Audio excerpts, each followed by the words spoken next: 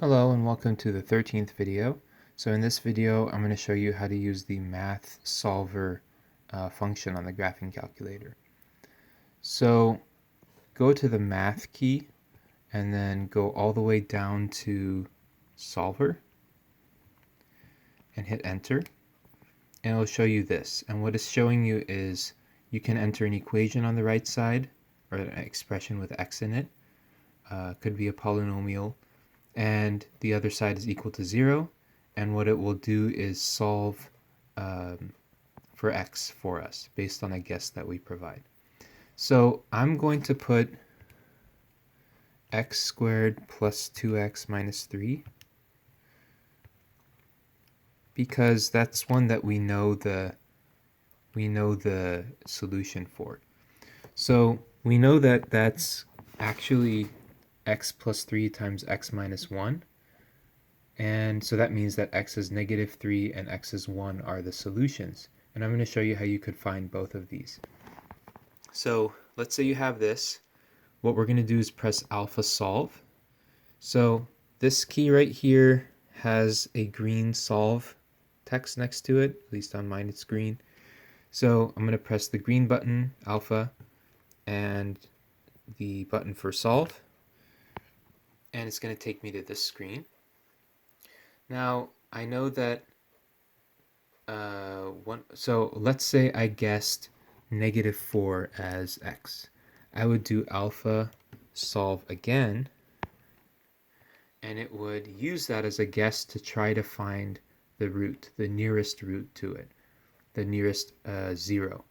And so it finds negative 3. That was one of the ones that we knew it would be, so it's working. But it didn't give me 1.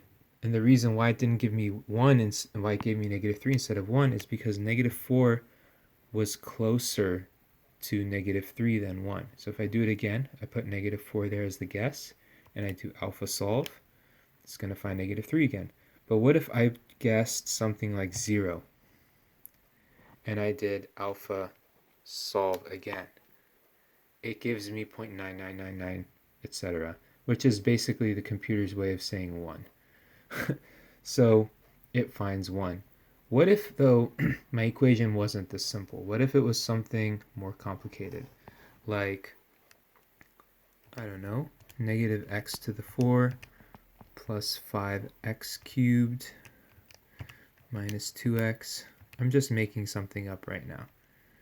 Minus 6. Something like this. Let's say I wanted to do that. I would do alpha solve again.